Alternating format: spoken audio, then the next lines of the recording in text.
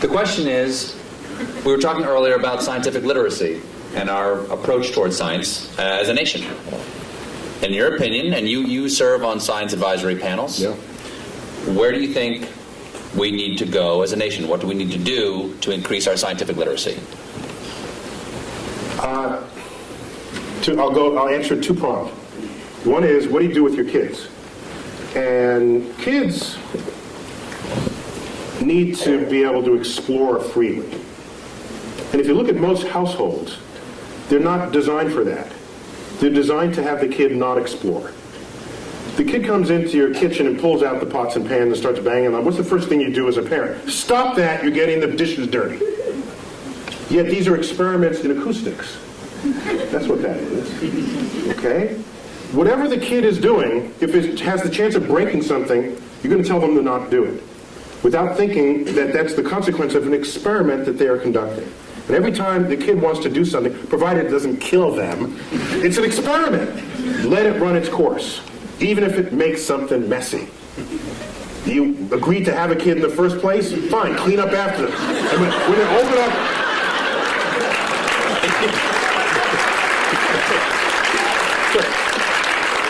Because it's those seeds of curiosity that is the foundation of what it is to become a scientist. Now, I don't want everybody to be a scientist. That'd be a boring world. I want the poets, and I want the musicians, and we need that. And I don't have it. But I'm talking about promoting science literacy. And so the first step for the parent is to get out of the way. Allow the child to explore. They start playing in the mud. Don't do that in the mud. I just cleaned those pants. You're getting in the way of another experiment. They start plucking the petals off the flowers you just bought from the florist. And you say, stop that, I just paid $10 for the flowers. Had you let that continue, they'd find in the middle the stamen and the pistil, and they'd learn something about the flower. For $10. That's cheap. Derek Bach, one-time president of Harvard, once said, if you think education is expensive, try the cost of ignorance. And so that's got to start at home. In the schools, I don't have a problem with the fact memorizing, but don't equate that with what it is to be wise or what it is to be smart. Smart should be some combination of that, yes, but also, what is your lens on the world? How do you figure things out? And you promote that by stimulating curiosity. And I don't see enough stimulating curiosity in this world. This is a famous school right here. I saw the banner in the opening corridors. So you probably don't have that problem here, all right? But the whole world is not educated in this building. So a lot of change would need to happen in that regard. Now getting back to policy. I have tried. You do a simple Google, like YouTube and Tyson, my name, but put Neil so you don't get Mike. Right? Dining on someone's ear. Half of what ends up thrown onto YouTube are talks I've given where I'm trying to convince people, not only the public, but lawmakers and people in power, that investing in the frontier of science, however remote it may seem in its relevance to what you're doing today, is a way of stockpiling the seed corns of future harvests of this nation. And those seed corns, what they do is, whether or not you know it today, advancing a frontier, history has shown, has advanced a culture ever since the Industrial Revolution got underway.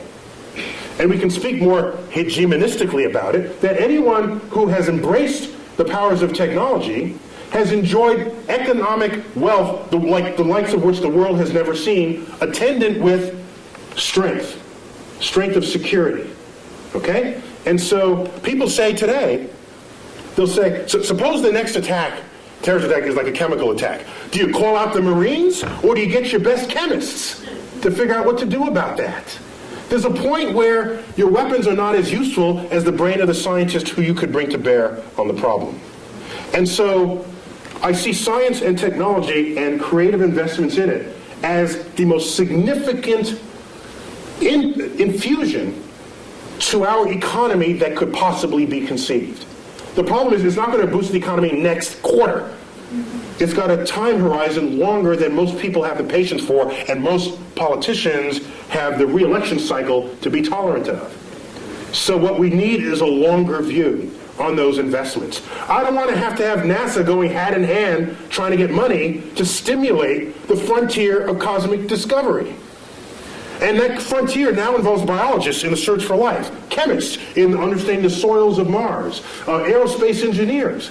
You know what I don't want to do? I don't want to stand in front of 8th graders and say, who wants to be an aerospace engineer so that you can design an airplane that's 15% more fuel efficient than the one your father flew? That's not going to get them. But if I say, who wants to be an engineer and design the airfoil that'll fly in the rarefied atmosphere of Mars, I'm going to get the best students in the class, and you know it. Because that's an exciting project for smart people to work on, motivated people to work on. And when you have them, they invent stuff. They discover things. They transform the culture in which we live on a time horizon that is not easy to just tell someone in a one-sentence soundbite.